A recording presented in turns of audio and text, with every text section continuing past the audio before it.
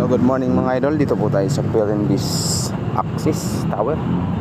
At pipick up po tayo sa may Subway at Gata Pilipino. Double book po tayo mga idol.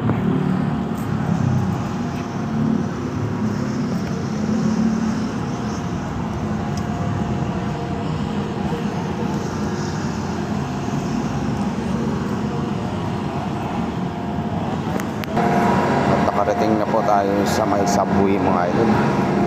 Ito po yung Subway.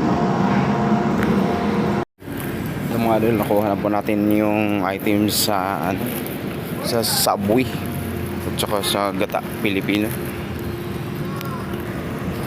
So pupunta na po tayo ng parking mga idol para i-deliver natin ang items. So hanggang dito na lang tayo mga idol. Thank you for watching. Bye-bye.